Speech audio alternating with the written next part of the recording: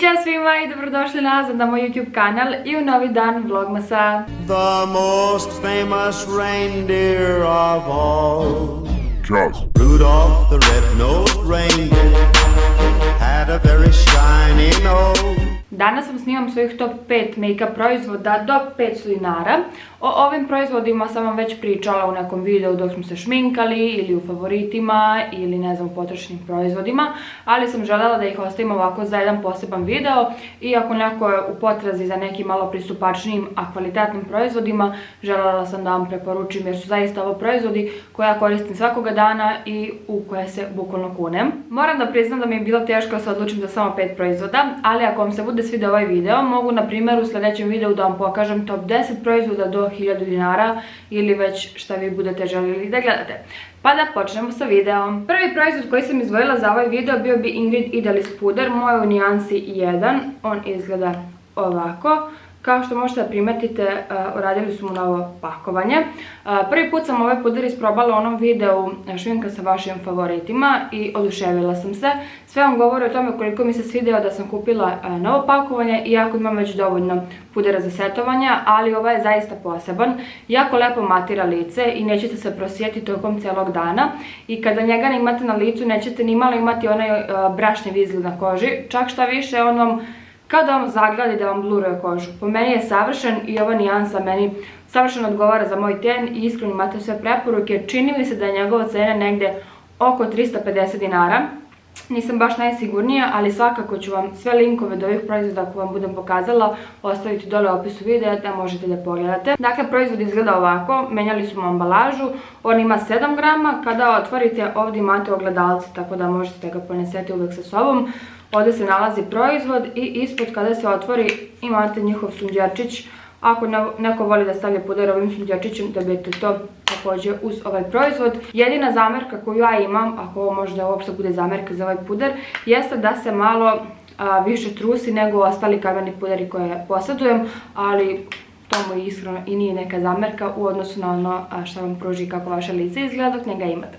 Sljedeći proizvod koji sam pripremila bio bi ovaj Lumsov bronzer u nijansi 01 Summertime i on izgleda ovako i ovo je jedan od mojih omiljenih drogerijskih bronzera. Čini mi se da je njegova cena negdje oko 500 dinara, ali on često bude na nekim akcijama u Liliju. Nijansa u pakovanju delo da vuče malo na naranđasto, ali zapravo kada se nanese na lice lepo izblenda, uopšte nije naranđasto, ja ga danas imam. Sad ću vam svočati pogledati kako izgleda i on u sebi ima neke sitne šljokice koje uopšte nisu napadne i čak šta više prelepo izgledaju i daju licu neki baš onako lep sjaj. Od ovog bronzera ne možete dobiti onako one fleke da vam se negdje zakači i da vam ostanu tu neki pečati. Zaista se jako lepo blenda, prelepo izgleda i ja ga nosim i leti i zimi i tokom cijele godine nanosim ovaj bronzer i on je moj definitivni favorit. Sad sam gledala na sajtu, na Liliju ga trenutno nema na stanju. Ne znam kakva će situacija biti kada budem editovala i kačila ovaj video, nadam se da će ga ponovo vratiti, ali druga preporuka od Lumsa također ima bronzer, čini mi se da je nijansa 04, on je potpuno mat, pa šta više volite, ako volite malo više ovaj koji ima neke šljokice u sebi, onda vam preporučujem ovaj 01, ako više volite onaj koji je potpuno mat, onda 04 čini mi se da je nijansa. Svakako ću vam ostaviti link iza njega dole u opisu ovog videa. Treći proizvod koji sam izdvojila za ovaj video bilo bi Aura rumenilo i pre samog snimanja ovog videa dok sam pripremala proizvode ispalo mi je i razbilo se, ostavit ću vam sad video da vidite kako to izgledalo, pa zato ne mogu da vam otvorim da vam pokažem. Kad završimo snimanje ovog videa ja ću staviti malo alkohol i da ga sredim. Ovo je definitivno moje omiljeno Aurino rumenilo, nijansa je 212 Cotton Candy. Ono također u sebi ima neku kao neki sedef, neke sitne šljokice koje su prelepe. Pokušat ću nekako da vam uradim swatch da možete bar malo da vidite nijansu. Ali je prelepa neka rozikasta nijansa, ovako izgleda. Sad nisam mogla da uradim lep swatch zato što je puklo, ali također njega sam često koristila u svojim videima. Moram da kažem da mi se jako dopada tekstura aurinih rumenila jer su dovoljno tvrdi i opet dovoljno mekani da se jako lepo izblendaju i da vam ne ostave one krugove, one pečati i fleke na sred obraza, nego se zaista jako lepo blendaju.